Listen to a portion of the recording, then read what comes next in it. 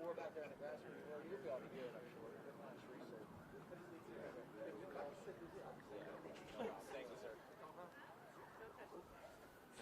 Sorry, just going to see if I can do having my test.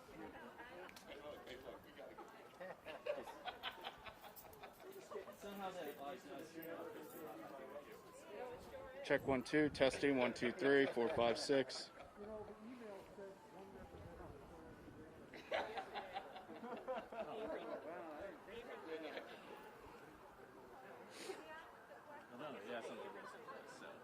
Yeah, it's like probably like 5-10 second delay, I believe.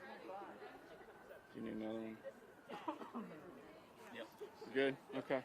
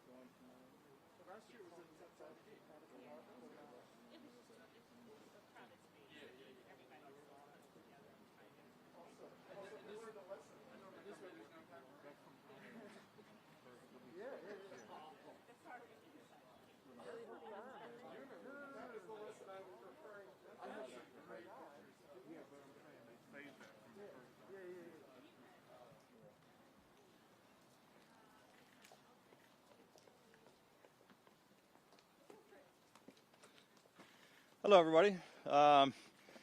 Thanks for stopping by. We're very happy to have the legislative session coming to a close. I think it was a terrific session. I want to thank legislative leaders and legislators on both sides of the aisle for their hard work over the past 90 days. I would say this was by far our best legislative session ever in 7 years. Most successful, biggest progress we had, I would say, is the Relief Act, which was our #1 priority during this pandemic, and it was the largest tax cut in Maryland history, $1.45 billion, that helped small businesses, helped put people to work, helped struggling Marylanders, helped people at every level. That was really the highlight of the session, but we also found bipartisan agreement unanimously on our budget, which utilized all of the federal funding that came through, really helped put our state in a much better position, putting away money in the rainy day fund and our fund balance. We're in much stronger financial shape now than we have ever been at the state, and so a lot of good progress, worked together on a lot of things, and we record funded education for the 7th year in a row.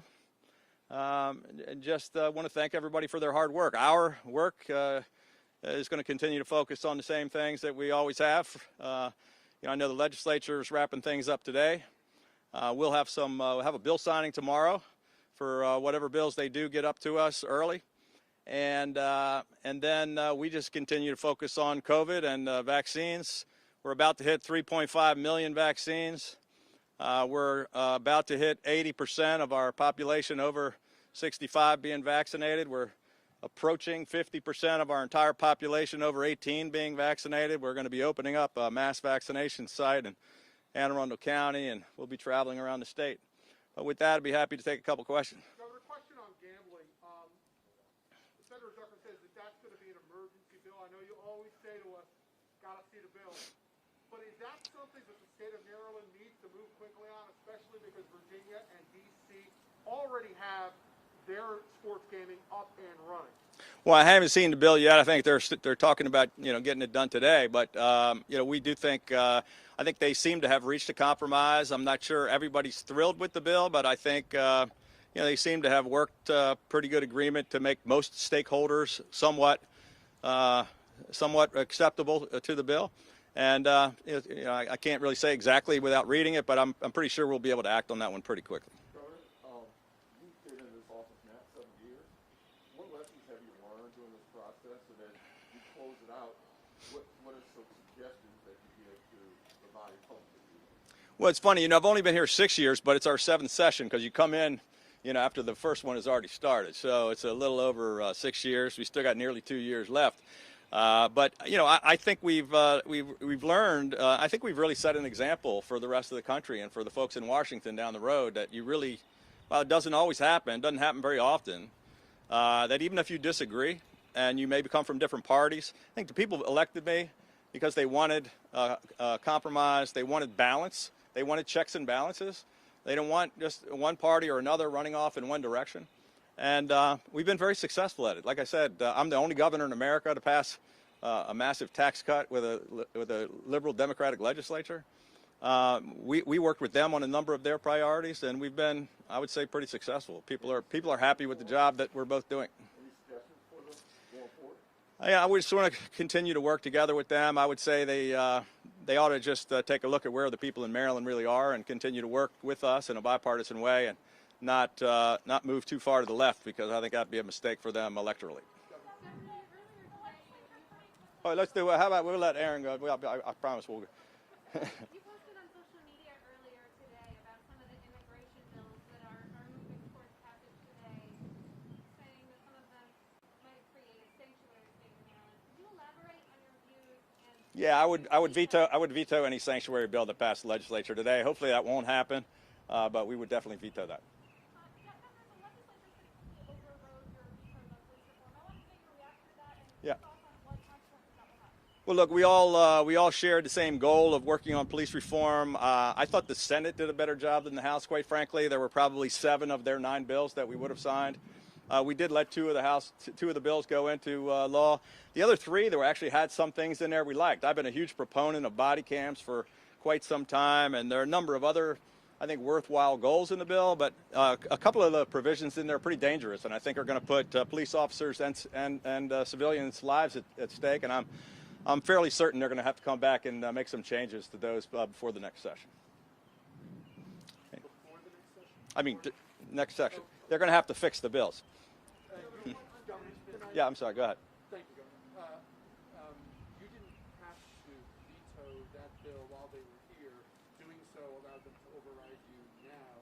Was Yeah. that part of a give and take for coordination or different words with what? I think this is an important issue that was, I had very strong feelings about exactly some of the wording of the bill. I wanted people to know that. They had very strong feelings about getting it passed, and rather than letting that debate rage on for the next year, I thought it was better to address it directly and immediately. They sent me the bill early. I could have delayed that till right after the session, and but I think that would have been a political game, and I just wanted to be direct and upfront. We knew they were going to override the veto, but we also thought it was important to stand up for what we believed in. Governor, what unfinished business would you like to see accomplished tonight? It's a great question. Look, there are a couple things that I think are still undone. So I said we passed the largest tax cut in Maryland history, $1.45 billion, which I'm very pleased with. This is, I think, the 7th year in a row that we've cut taxes, and it's one of the main things that I promised to do when I got elected governor. But we have $1 billion tax relief bill for retirees, which are fleeing our state because we have some of the highest retirement taxes in the country, and they haven't brought that up. There are several other bills, like the crime bill. There was a lot of focus on the police bills, but a great tough crime bill passed the Senate, as it did last year, and got held up in the House. And we really have to do something about the violent crime that's taken over our streets, and I'm hopeful that that can still happen. We just got to shake it loose in the House. Governor, do you have a position on the bill changing the parole process that is very close to being finalized in the House? Yeah, we'll look, I've taken the parole process very seriously. I was the first governor in 24 years to parole a juvenile lifer. I've paroled and commuted the sentence and pardoned more people than the past 4 or 5 governors added together. But I think taking that, giving that all that power to the parole commission, and just making it even more lenient than it is now, I think would be a mistake. One political question, kind of touched on it a little bit. There was a few strong-willed comments by a few delegates who used some strong language, such as brutality, such as just this guy. I wanted to make sure you got a say in.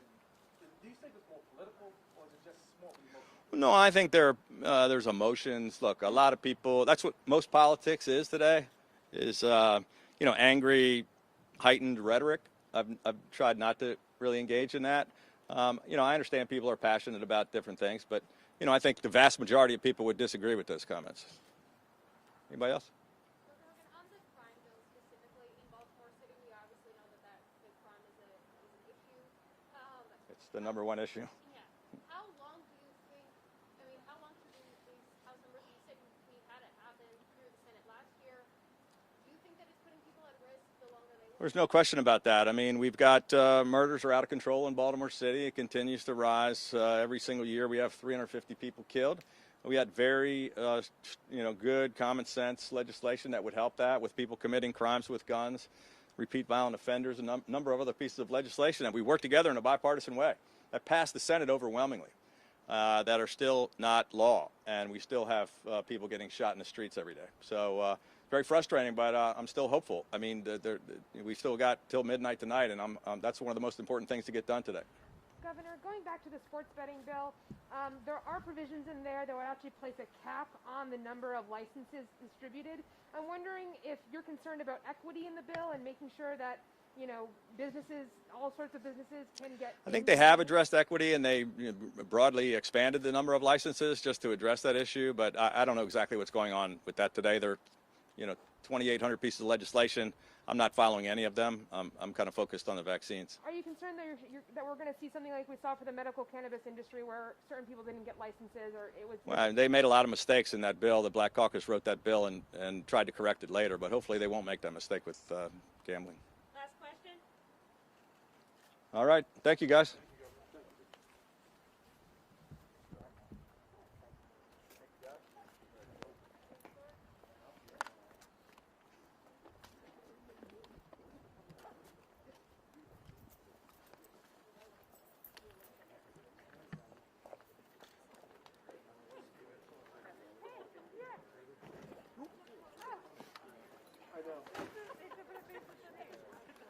I know. As soon as I locked eyes, he was like, oh, I know what she's thinking.